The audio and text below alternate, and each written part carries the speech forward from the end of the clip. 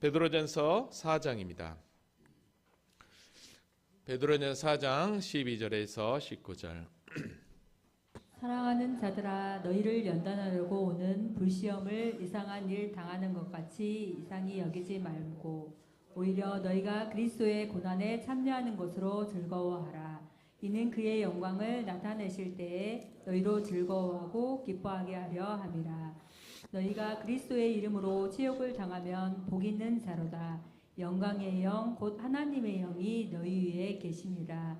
너희 중에 누구든지 살인이나 도둑질이나 악행이나 남의 일을 간섭하는 자로 고난을 받지 말려니와 만일 그리스도인으로 고난을 받으면 부끄러워하지 말고 도리어 그의 이름으로 하나님께 영광을 돌리라.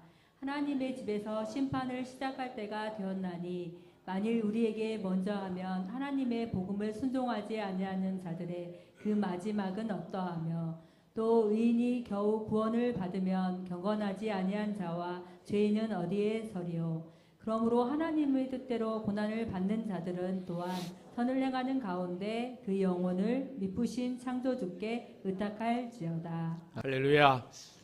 하나님 살아계십니다. 살아계신 하나님은 우리 앞에 그 어떤 고난 속에서도 우리를 포기하지 아니하시고 우리와 늘 함께 하시는 하나님이신 줄로 믿습니다. 사랑하는 성도 여러분, 우리가 삶을 살다 보면 원치 않는 일로 우리에게 여러 가지 갑작스러운 일들이 찾아올 때가 있습니다. 지난 무안공항 제주 항공 비행기 사고가 바로 이런 거라고 할 수 있겠죠. 이때 예수 믿는 우리는 이런 기도를 하게 됩니다. 하나님이 모든 것을 다 알고 계시고 전지전능하신 분이라면 이미 그렇게 사고 날 걸 아셨을 거 아닙니까? 그러면 미연에 좀 막아주셨으면 어떻을까라는 생각을 하죠. 그래서 때로는 시간을 좀 돌려서 다시 원위치로 되었으면 하는 그런 간절한 바람이 우리 안에 종종 들기도 합니다. 하지만 문제는 절대 시간은 뒤로 가거나 멈추지 않고 앞으로만 간다는 거죠. 그러다 보니까 그런 고난이 찾아올 때 그 상황을 힘들어하고 또 그 상황에 이르게 하신 그 하나님을 원망할 때가 참 많이 있습니다. 그래도 예수 믿는다고 하는 우리가 주님을 잘 섬기려고 노력할 때 희한하게 이런 어려움들이 더 찾아오는 것을 보게 됩니다. 더 열심히 살려고 하고 더 믿음 가운데 신앙생활 하려고 결단하면 이상하게 더 어려움들이 때로는 우리에게 찾아온다는 거죠. 베드로 사도는 그의 사역이 결코 쉽지는 않았습니다. 순간순간 복음을 전할 때 그에게 찾아오는 수많은 환난과 그 고난을 핍박을 그는 몸소 경험을 했던 거죠. 그래서 이제 베드로전서가 5장으로 마감이 되는데 베드로전서를 마무리하면서 앞으로 계속해서 또 우리에게 찾아올 그 고난, 그래서 정말로 그 고난이 그리스도인들에게는 어떤 유익이 되는지, 그리고 그 고난을 바라보는 시선은 어떻게 어디를 향해야 되는지를 오늘 본문은 우리에게 잘 이야기하고 있다라고 할 수 있겠습니다. 아무쪼록 오늘 말씀을 통해서 저와 여러분의 삶 가운데 이유 없이 또 알 수 없이 또 우리에게 찾아오는 그 어떤 고난들 또 그런 상황들을 우리가 어떻게 바라봐야 될 것인지, 고난이 주는 참된 의미를 오늘 말씀을 통해서 분명하게 깨닫고 저와 여러분에게 찾아오는 그 어떤 고난 가운데서도 흔들리지 않고 요동하지 않는 참 믿음의 길을 걸어가는 그런 결단이 우리 가운데 있기를 주님의 이름으로 먼저 기도를 드립니다. 자, 그러면 지난주 말씀을 잠깐 정리하고 오늘 말씀으로 들어가 볼까요? 지난주는 우리가 이제 그리스도 중심 성경 읽기를 하면서 어떻게 성경을 읽는 것이 좋은지 그에 대한 이야기를 했었고, 그 전주 베드로전서 말씀을 함께 다시 한번 더 정리를 해보도록 하겠습니다. 베드로전서 우리가 4장 초반을 공부하면서 마지막 때를 살아가는 지혜가 무엇인지라는 제목으로 우리가 살펴보았는데요. 참된 그리스도인은 사람의 정욕을 따르지 않고 하나님의 뜻을 따라 육체의 남은 때를 살아가는 자가 참된 그리스도인이라고 그랬습니다. 그래서 사람의 정욕은 여기 베드로전서 4장 3절에 나온 것처럼 음란과 정욕과 술 취함과 방탕과 향락과 무법한 우상 숭배, 이런 것들은 이방인의 뜻이라고 그랬거든요. 그러니까 사람의 정욕은 곧 하나님과 뜻과 반대되는 이방의 뜻이었던 것을 보게 됩니다. 그러니까 이제는 사람의 정욕, 즉 이방인의 뜻, 즉 예수 믿기 전에 그 뜻을 따라 사는 게 아니라 이제는 구원받은 하나님의 자녀가 되었으니까 이제는 지나간 시간이 족한 줄 알고 하나님의 허무한 데 굴복했던 우리의 삶에서 이제는 하나님의 자녀에게 누릴 그 영광을 생각하면서 마지막 때를 살아가자라고 여러분들에게 함께 권면을 했었습니다. 자, 근데요, 이렇게 우리가 변화된 달라진 그리스도인의 삶을 살아가면 분명히 세상은 우리를 향해서 이상하게 또 비방한다라고 그랬습니다. 그러나 분명한 것은 저와 여러분이 그런 세상 사람들에게 우리의 달라진 모습 때문에 비방을 받는다 할지라도 자존심 상하거나 괴로워하지 말자고 그랬어요. 왜냐하면 우리 예수님도 또 바울 사도도 가족들과 같은 동족에게서 미쳤다고 비방을 받았다라는 것입니다. 그러니까 저와 여러분이 고난 가운데 또 믿음의 길을 걸어갈 때에 예수 믿는 걸로 말미암아 불리하게 세상으로부터 공격을 당할 때 우리 주님도 이렇게 비난을 받았구나, 이상하게 여김을 받았구나 라고 생각하고 오히려 더 그 길을 잘 헤쳐나가자라고 그랬습니다. 왜냐하면 왜 우리가 그렇게 살아야 되냐면 그건 다른 게 아니었죠. 분명히 마지막 때가 되면 우리를 그렇게 비방하던 그들도 동일하게 하나님 앞에 심판대 앞에 서서 그들이 우리를 비방했던 그 비방을 그대로 할 거라고 그랬어요. 그러면 비방을 그대로 하면 하나님이 그 비방을 그대로 받고만 있었겠냐는 거 아니죠. 그들이 우리를 비방했던 만큼 하나님은 더 크게 심판으로 그들을 이끌어 간다라는 것을 우리는 알 수 있었습니다. 그래서 우리 주님께서는 마지막 심판이 있음을 알고 죽은 자와 같은 세상, 우리에게 복음을 전파하셔서 우리를 구원에 이끌도록 했다라고 그랬어요. 그래서 우리는 비록 육신으로는 심판을 당하는, 죽임을 당하게 되지만 그러나 예수 믿는 우리에게는 영혼의 구원함을 받는 놀라운 축복이 우리에게 임한다라고 그랬어요. 그래서 이런 구원받은 하나님의 자녀들은 더 이상 이제 육신의 정욕, 이방인의 뜻을 따는 게 아니라 하나님의 뜻을 쫓아 살아가는데 어떻게 살아야 되느냐?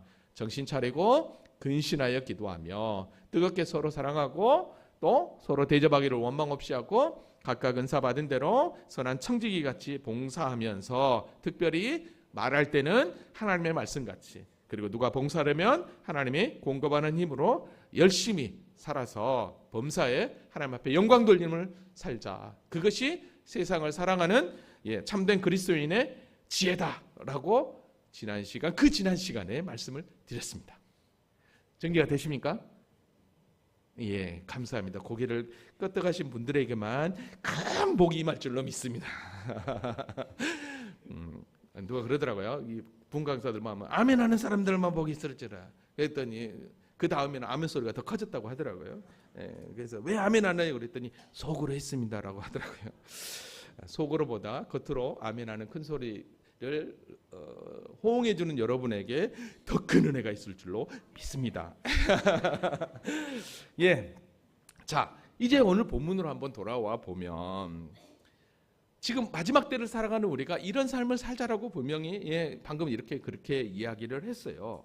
자, 이렇게 살려고 할 때 고난이 찾아오면 안 되잖아요. 그죠? 왜냐하면 정말로 정신 차리고 정말로 기도하면서 사랑하면서 대접하면서 청지기같이 봉사하면서 말할 때 정말로 조심스럽게 우리 주님이 말하는 것처럼 봉사할 때 우리 주님이 공급하는 힘처럼 열심히 하고 있는데 고난이 찾아오면 안 된단 말이에요. 그잖아요. 오히려 더 고난이 아니라 복이 와야 된다는 거죠. 근데 희한하게 예수 믿는 우리에게도 고난이 찾아온단 말이에요. 고난이. 이걸 도대체 어떻게 해야 될 것인가? 특별히 오늘 본문에는 불같은 시험, 불시험 같은 고난이 온다라고 그래요. 이럴 때 저와 여러분은 어떻게 해야 될 것인가 말이죠. 혹시 여러분은 고난이 올 때, 어려운 문제가 여러분이 찾아올 때 여러분은 어떻게 그 상황을 이겨내십니까? 이 또한 지나가리라 라고 하면서 그냥 남몰래 눈물을 훔치면서 그냥 서로 그냥 괴로워하면서 빨리 이 고난이 그냥 얼른 지나가기를 그냥 바라고만 있으면서 그냥 끝내나요? 그러면 그런 어려운 문제를 통해서 나에게 분명히 말씀하시는 하나님의 음성 듣지 못하고 그냥 그 고난을 그래 그냥 뭐 괜찮아지겠지 라고 하면서 지나가 버리면 그 시간이 너무 예수 믿는 우리에게는 사실 의미 없는 허무한 시간이 될 수밖에 없다는 걸 여러분 아셔야 돼요. 분명히 하나님은 이 세상 모든 만물을 만들 때 그 만든 목적이 있다라고 그랬어요.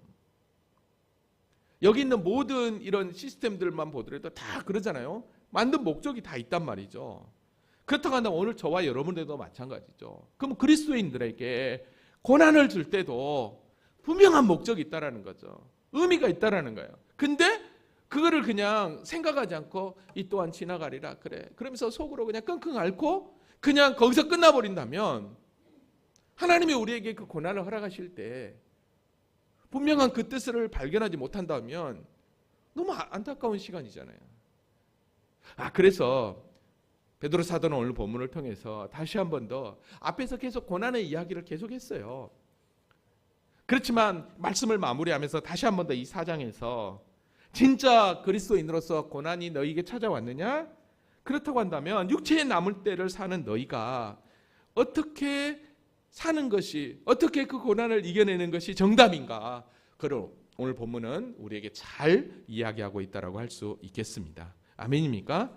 자, 그러면 정말 우리에게 찾아오는 그 고난을 어떻게 바라봐야 될 것인지 오늘 본문을 통해서 분명하게 깨닫기를 원합니다. 자, 그러면 오늘 본문을 한번 들어가 볼까요? 자, 12절 다 같이 한번 읽어보도록 하겠습니다. 자, 시작. 사랑하는 자들아 너희를 연단하려고 오는 불시험을 이상한 일 당하는 것 같이 이상히 여기지 말고. 아멘. 사랑하는 자들아, 여러분 여기서 사랑하는 자들은 누굴까요? 그 사랑하는 자들은 육체의 정욕을 따르지 않고, 즉 이방의 뜻을 따르지 않고 하나님의 뜻을 따라 육체의 남은 때를 하나님의 뜻 가운데 멋지게 살아가는 저와 여러분을 이야기합니다. 너희를 연단하러 오는 불시험을 이상한 일 당하는 것 같이 이상히 여기지 말고. 그래. 무슨 얘기예요? 너희를 연단하고는 불시험, 즉 고난을 마치 이상한 일 내가 당한 것처럼 이상히 여기지 말라는 거예요. 이게 도대체 무슨 말인가? 여러분 여기서 불시험이라고 그랬는데 이 불시험, 이 불이라고 하는 것은 피로시스라고 하는 그런 헬라어 뜻을 가지고 있는데 고통스럽게 타는 불이라는 의미를 가지고 있어요. 근데 이 똑같은 단어가 성경 어디에 나오냐면 계시록 18장 9절 또 18절에 마지막 때 세상을 상징하는 바벨론이 불로 심판을 당할 때 묘사하는 장면이 똑같이 이 불이라는 단어를 썼어요. 근데 오늘 본문에서는 너희를 연단하는 이 불이라고 하는 것은 여기 계시록에 나와 있는 이 불로 심판하는 그런 심판의 개념이 아니라 바로 뭘 의미하냐면 금을 재련하는 연단의 의미로서 불을 의미한다라고 할 수 있습니다. 그러니까 여기서 이야기하는 너희를 연단하러 오는 불시험이라고 했을 때는 성도들에게, 그리스도인들에게 참된 믿음을 온전히 세우기 위하여 하나님이 우리를 테스트하시는 시험이다라고 할 수 있는 것입니다. 여러분, 순금은요 용광로에 들어갈 때 어떻게 됩니까? 순수하게 연단되어서 순금이 됩니다. 즉 모든 찌꺼기가 다 제거돼 버리는 것이죠. 그러니까 우리에게 찾아오는 불시험, 근데 여기서 분명히 뭐라고 그랬어요? 너희를 연단하려고 그랬어요. 그 얘기는 무슨 얘기예요? 우리 안에 그리스도인으로서 아직도 찌꺼기가 있다면 그 찌꺼기를 제거하기 위한 하나님의 섭리라는 거죠. 그래서 이상한 일 당한 것 같이 야 이상히 여기지 마 이렇게 이야기한 거예요. 여러분 군인이요 계속해서 멋진 군인이 되기 위해서는 훈련소 가서 4주, 5주, 6주 훈련으로만 끝납니까? 아니에요. 계속 자대 가서 계속되는 훈련을 통해서 훌륭한 군사로 되어지는 거죠. 지금 중국 하얼빈에서 동계 아시안 게임이 열리고 있습니다. 선수들이 금메달을 따기 위해서 여러분 얼마나 노력하신 줄 아시죠? 하루도 쉬지 않고 그들의 그 루틴, 그들이 생활 패턴을 깨지 않기 위해서 계속해서 컨디션을 유지하면서 그렇게 훈련하는 모습을 봅니다. 목사인 저도 마찬가지죠. 목사의 자리에 오르기까지 4년이라는 신학교, 3년이라는 신대원, 그리고 1년이라는 강도사의 또 훈련기가, 그다음에 부목사로 또 담임으로 계속해서 연단과 훈련의 과정이 있었기 때문에 지금의 이 자리까지 오는 거죠. 여러분도 마찬가지라고 생각합니다. 그러니까 하나님이 우리에게 연단하라고 하는 불시험, 그 고난은 우리를 시련으로, 우리를 고통 가운데로 빠뜨리려고 하는 게 아니라 오히려 더 우리를 더 단단하게, 더 믿음의 성숙과 성장을 위하여 하나님이 우리에게 허락하신 시험이다라고 생각하시고 그 고난을 멋지게 이겨낼 수 있기를 원합니다. 아멘이죠. 여러분, 그래서 베드로 사도도 베드로전서 1장 6절에 이렇게 이야기했습니다. 그러므로 너희가 이제 여러 가지 시험으로 말미암아 잠깐 근심하게 되지 않을 수 없으나 오히려 크게 기뻐하도다. 여러 가지 고난으로 조금은 힘들죠. 그러나 그게 잠깐이라는 거예요. 그러면서 뭐라고 얘기했습니까? 너희 믿음의 확실함은 불로 연단하여도 없어질 금보다 더 귀하다고 그랬어요. 우리가 가지고 있는 이 믿음은 더 귀하여서 이 고난을 잘 이겨내면 주님 나타나실 때 뭐라고 얘기합니까? 칭찬과 영광과 존귀를 얻게 할 거라는 것이죠. 할렐루야. 그러니까 오늘 저와 여러분에게 찾아오는 고난, 불시험을 이상한 일 당하지 걸로 생각하지 말고, 즉 낯설게 여기지 말고 오히려 더 칭찬과 영광과 존귀를 얻게 하려고, 언제? 주님 오실 때 그러려고 우리를 또 준비하려고 하는 귀한 시간이구나 라고 여기시고 잘 이겨내라, 이 말입니다. 아멘입니까? 그래서 여러분, 불같은 시험이 우리에게 찾아올 때 어떻게 행동하라고 오늘 보면 16절에 13절에 이야기하냐면 오히려라고 그래서 오히려. 그래서 오히려라고 얘기했던 거예요.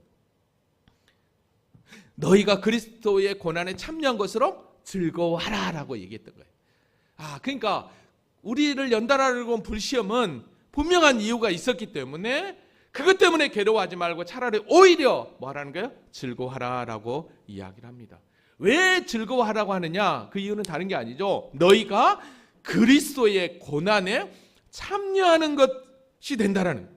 여러분, 그리스도의 고난에 참여한다? 그런데 그걸로 즐거워한다? 여기서 여러분, 즐거워하라는 말은요, 카이레트라고 하는 말인데 이건 현재 분사로 한 번이 아니라 지속적으로 즐거워하라는 거예요. 그 얘기는 무슨 얘기예요? 그러니까 너희에게 고난이 찾아와도 지속적으로 즐거워하라는 말이거든요. 그러면 왜 고난이 왔는데 너희가 그리스도의 고난에 참여하는 것으로 여기냐 있는 거죠. 여러분, 왜 예수 믿는 우리에게 고난이 왔는데 그게 그리스도의 고난에 참여한 것이 될까요? 왜 지금 내가 예수 믿는 것 때문에 고난이 왔어요? 불이익을 당해요? 근데 왜 그게 그리스도의 고난에 참여하는 것이 되냐는 거예요. 여러분, 이게 뭐냐면 잘 보세요. 예수님의 고난은 죄인을 구원하려고 하는, 우리를 구원하려고 하는 하나님의 뜻을 성취하기 위한 고난이었어요. 그죠? 그러니까 예수님의 고난은 우리를 구원하려고 하시는 하나님의 뜻을 성취하기 위한 고난이야. 그러면 성도들, 그리스도인이 당하는 고난도 마찬가지입니까? 우리의 신앙을 연단하고 찌꺼기를 제거해서 하나님의 사람으로 온전히 세우기 위한 하나님의 뜻을 성취하기 위한 고난이기 때문인 거예요. 이해되세요? 그러니까 우리 주님이 고난 당하신 것은 다른 게 아니었어요.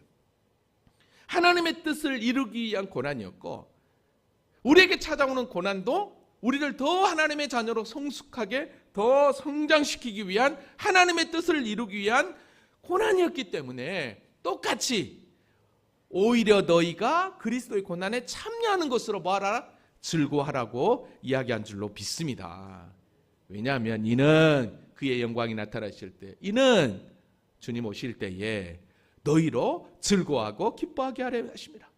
그러니까 지금 내가 당장 육체의 고난으로 어려움을 당하고 있지만 그러나 나중에 주님 오실 때 오히려 더 그 믿음으로 말미암아 주님의 그 영광을 함께 누릴 수 있는 은혜를 저와 여러분에게 주신다라는 거죠. 그러니까 그 은혜를 소망하면서 지금의 이 고난을 내가 그리스도의 고난에 함께 동참하고 있다라는 걸로 여기고 뭐 하라는 거예요? 잘 이겨내라는 거예요. 즐거워하라는 거예요.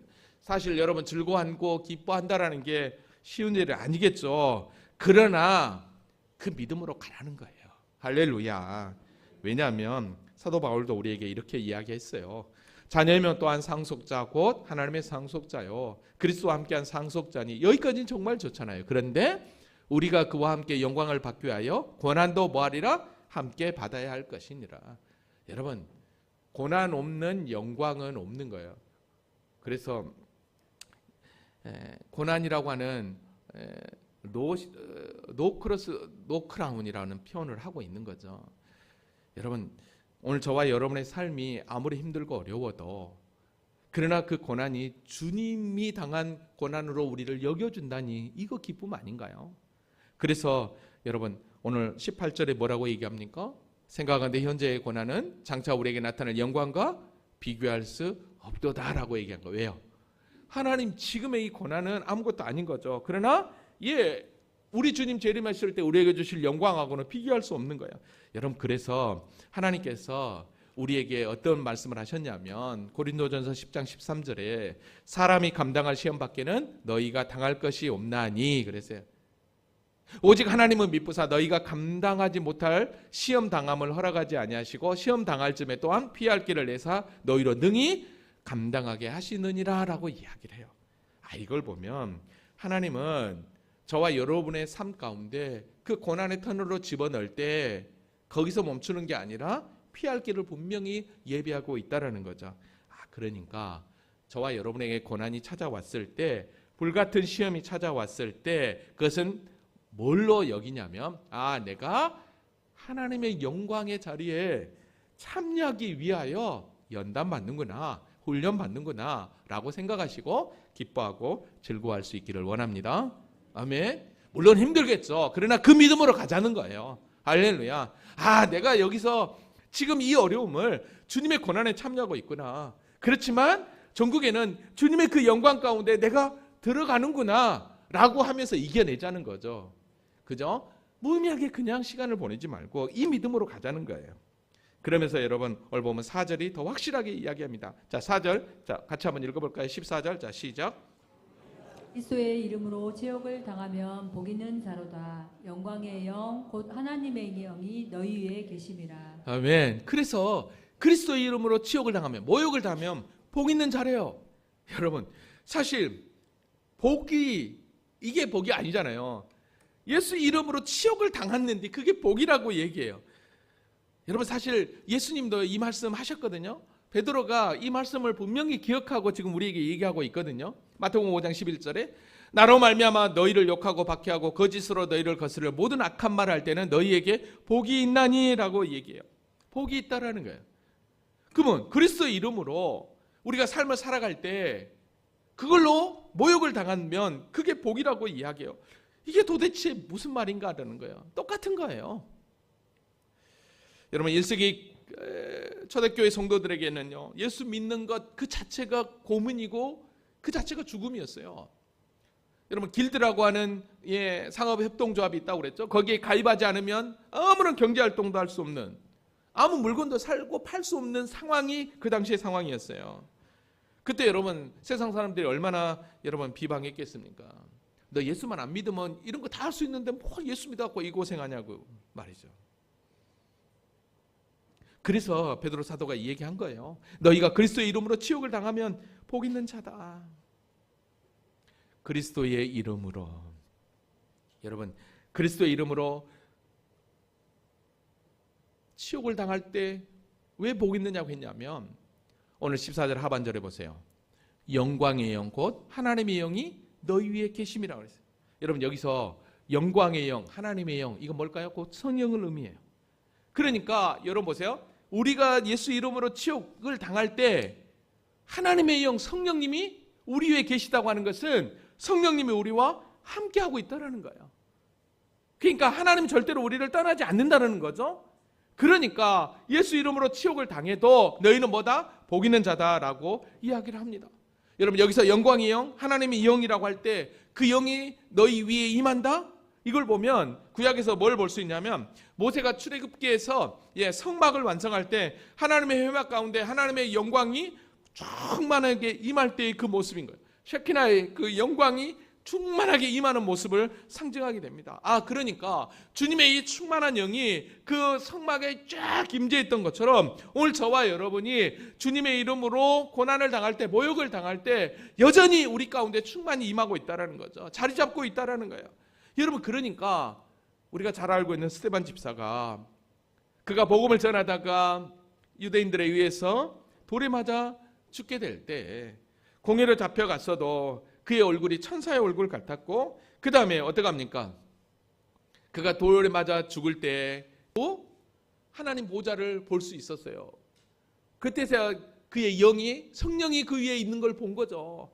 그러면서 어떻게 합니까? 얼마나 기뻤던지 저들의 죄를 용서해 달라고 차라리 그렇게 기도하면서 순교의 자리로 갔던 것을 보게 됩니다. 이걸 보면 여러분 우리 위에 하나님의 영 성령이 늘 함께하고 있다는 거. 그래서 여러분 내가 고난 가운데 있을 때 내가 예수 그리스도를 믿는 믿음으로 열심히 살려고 할 때 그것 때문에 저와 여러분이 이상한 소리를 듣고 삶이 힘들어도 절대로 하나님은 우리를 포기하지 않고 우리 위에 성령님이 함께하고 있다는 사실을 기억하시고 힘내시기 바랍니다. 오늘 보면 14절 말씀에는 없는데요. 이 성경 고대 사본에는 이런 글이 그 뒤에 있다라고 이야기를 합니다. 너희가 그리스도의 이름으로 치욕을 당하면 복 있는 자로다. 영광의 영 곧 하나님의 영이 너희 위에 계심이다. 그들 편에 보면 그가 모욕을 받지만 여러분 편에서 보면 그는 영광을 받습니다. 그러니까 세상 편에서 보면 예수님은 십자가에 달린 걸 보면 어떡합니까? 모욕이에요. 그러나 우리 편에서 보면 그것이 은혜죠. 동일하게 어떡합니까? 세상 편에서 보면 우리가 그렇게 그리스도의 이름으로 모욕을 당할 때 보면 아이고 그러고 손가락질 하지만 그러나 그게 우리에게는 뭐라는 거예요? 영광이라는 거예요. 영광이라는 거예요. 그러니까 예수 믿는 저와 여러분에게 찾아오는 그런 고난들, 그 다음에 예수 그리스도를 믿는 것 때문에 찾아오는 시련들, 이런 것들은 다 하나님의 그 영광의 은혜 자리로 우리를 더 바라보게 하는 하나님의 놀라운 은혜인 줄로 믿습니다. 그래서 오늘 보면 15절에 너희 중에 누구든지 살인이나 도둑질이나 악행이나 남의 일을 간섭하는 자로 고난을 받지 말려니와. 그죠? 당연하죠. 살인하고 도둑질하고 악행하고 남의 일에 간섭하는 것. 여러분 남의 일에 간섭하는 것 이거는 다른 거 아니에요. 남의 일에 간섭하는 것은 뭐냐면 타인에 대해서 감독자로 서 있다라고 하는 뜻의 원문이에요. 그러니까 쓸데없이 참여하는 거예요.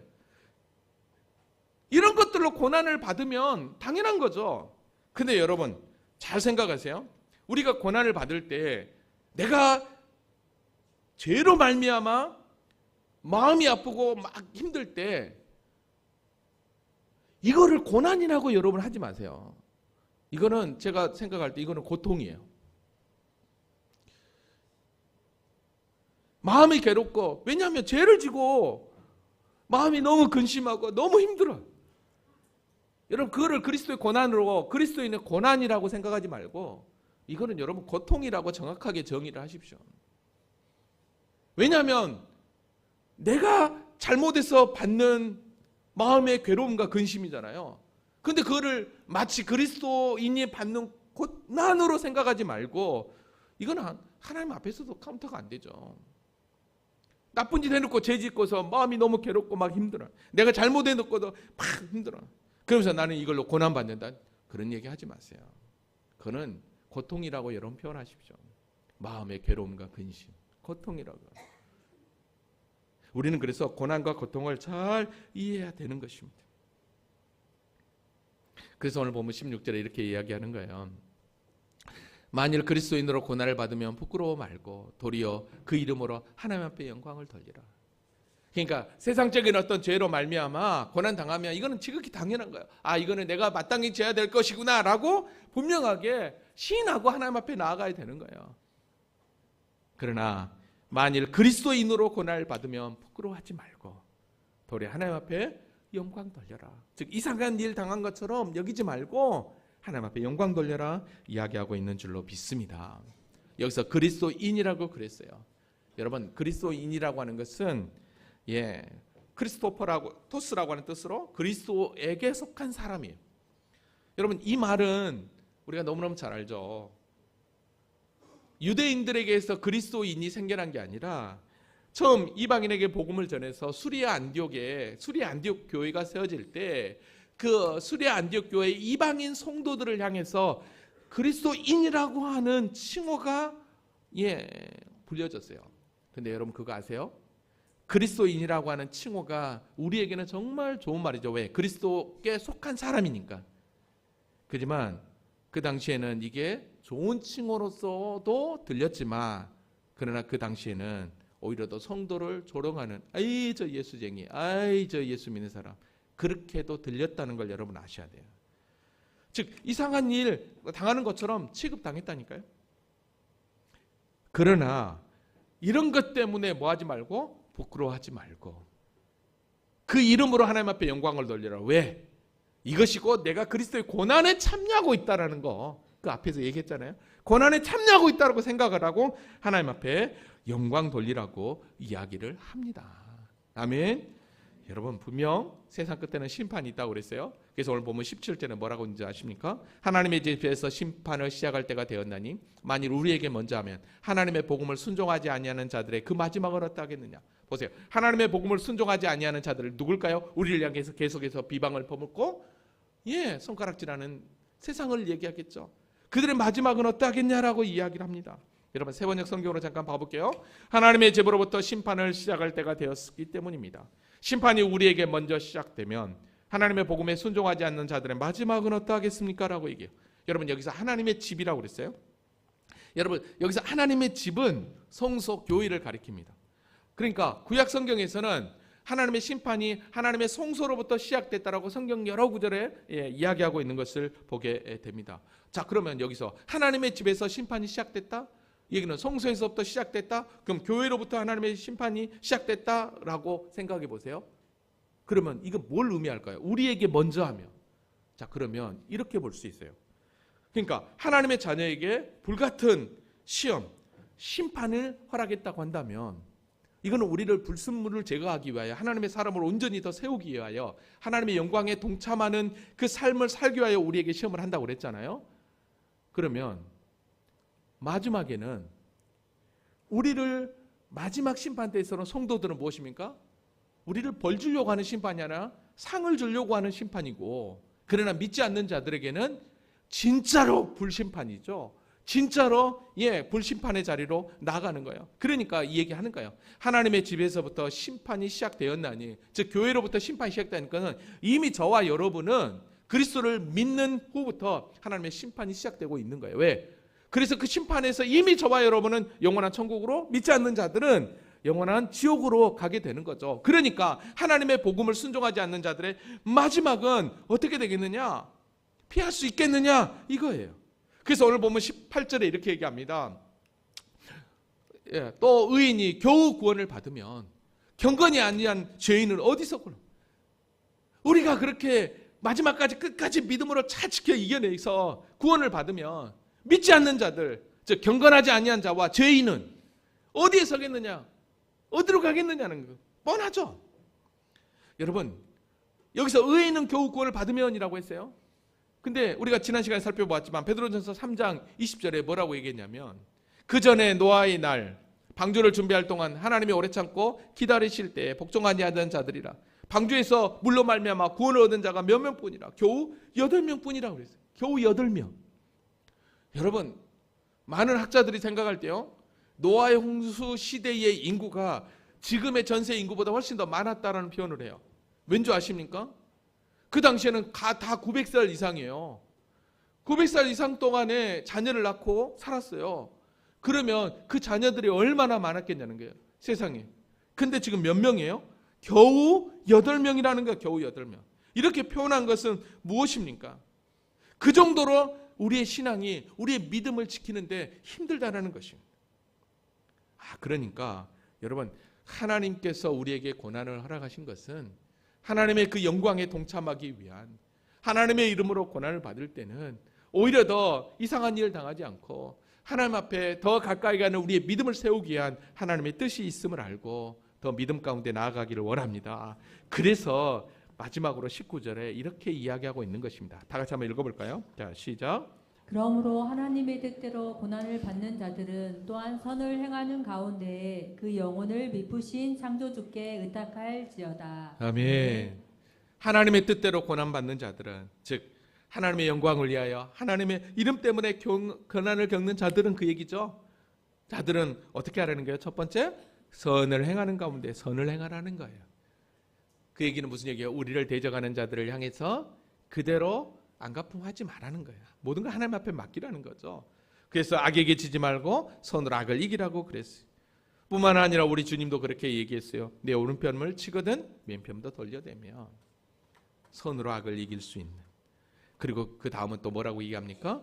그 영혼을 미쁘신 창조주께 의탁하라.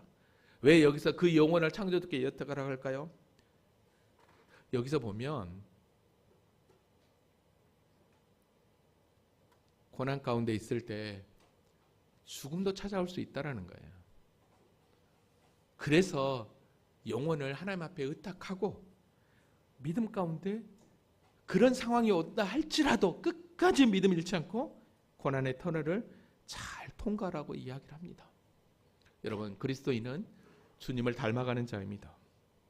우리 주님도 당신이 하나님이셨지만 인간으로 오셔서 당신의 뜻을 이뤄갈 때 친히 아버지 하나님 앞에 모든 것을 맡겼던 것을 봅니다. 스데반 집사도 아까 보았지만 돌에 맞아 죽으면서도 하나님 앞에 그의 영혼을 맡겼던 것을 봅니다. 오늘 저와 여러분이 마찬가지입니다. 우리가 고난 가운데 있을 때 그 고난을 통해서 어떻게 이겨내야 될 것인가?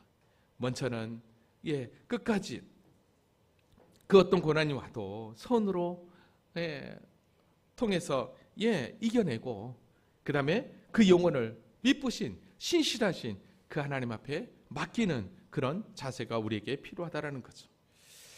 조금 전에 우리가 예배 전에 찬송을 우리가 불렀던 거 기억하시죠? 388장. 비바람이 칠 때와 물결로 빌 때에 사랑 많은 우리 주 나를 품어 주소서. 풍파 지나가도록 나를 숨겨주시고 안식 얻는 곳으로 주여 인도하소서. 여러분, 사실 이 찬송은요 누가 썼냐면 감리교회 창시자 요한 웨슬리 동생 찰스 웨슬리가 쓴 찬송시예요. 근데 이 찬송시 가운데 이 찬송시를 쓰게 된 배경을 잠깐 보니까 이런 내용이더라고요. 어느 날 서재에서 이렇게 이 찰스 웨슬리가 창문을 활짝 열어놓고 이렇게 있는데 갑자기 참새 이 새가 막 창문으로 이렇게 날아 이 안으로 들어오더라는 거예요. 보니까 큰 매가 이렇게 쫙 그 새를 쫓고 있었다는 거죠. 그러니까 막 푸드득하면서 막 계속 방 안을 빙빙빙 돌다가 그만 이 찰스 웨슬리의 품에 이 새가 딱 들어와 여기 딱 있더라는 거예요. 그러니까 찰스 웨슬리가 그냥 가만히 보고 있으면서 그냥 품어줬다는 거죠. 그랬더니 이제 막 얼마 있다가 좀 안정을 취하는 것 같고 주변을 보니까 아무것도 이렇게 없으니까 그때서 이렇게 쫙 이렇게 새를 보냈다는 거죠. 그러니까 순식간에 그 순간이 딱 떠오르면서 작곡한 게 바로 이거였다라는 거죠. 우리가 예수를 믿고 아무리 믿음으로 발버둥 살려고 해도 고난의 비바람이 우리에게 찾아온단 말이죠. 그러나 분명한 것은 주님이 우리를 품고 있다라는 거예요. 아까도 보았지만 하나님의 영이 우리 가운데 늘 계시고 있다라는 거예요. 여러분, 이것 때문에 저와 여러분은 믿음 가운데 멋지게 이 고난을 이겨내는 줄로 믿습니다. 말씀을 정리합니다. 고난이 오거들랑 이상한 일 당한 것처럼 여기지 말라 했습니다. 왜냐하면 그것이 곧 주님의 고난에 참여하는 거고 하나님의 영광 안에 들어가는 놀라운 축복의 시간이라는 걸, 영적으로 눈을 들어 바라볼 수 있는 기회라는 걸 우리는 분명히 알아야 합니다. 우리 주님도 십자가에서 고난 당하심은 바로 그 십자가 고난 뒤에 부활의 영광, 그리고 영원한 우리를 구속하기 위한 하늘나라의 그 영광을 바라보며 십자가의 고난을 참으셨다라는 거죠. 그렇다고 한다면 오늘 저와 여러분도 마찬가지라는 거예요. 그리고 그리스도의 이름으로 모욕을 당할 때 하나님의 영 성령이 우리 가운데 임재하고 있다라는 거. 아까도 그랬지만 사람이 감당할 시험만 우리 주님이 주신다고 그랬어요. 그렇다고 한다면 감당할 시험만 우리 주님이 주신다면 동일하게 그 시험을 이길 수 있는 힘도 우리 주님이 우리에게 주신다는 사실을 기억하시기 바랍니다. 그러기에 오늘 저와 여러분의 삶 가운데 이해할 수 없는 일들이 혹여라도 찾아오거들랑 그것이 내 잘못으로 인해서 찾아오는 건 당연히 받는 고난이지만, 그러나 내가 믿음으로 살려고 발버둥 칠 때 예수 믿는 것 때문에 찾아오는 고난이라면 오히려 더 그것이 그리스도 고난에 참여함으로 기뻐하시고, 오히려 더 그 시간에 하나님 앞에 영광 돌리시며 나를 구원하신 그 주님, 모든 것을 창조주 하나님 앞에 맡기며 믿음으로 잘 그 고난을 이겨내는 것이 오늘 저와 여러분이 이 고난을 어떻게 이겨내느냐, 그 승리자가 될 줄로 믿습니다. 이 믿음으로 우리 모두가 전진하기를 원합니다. 아멘. 우리 다 같이 자리에서 일어나시겠습니다.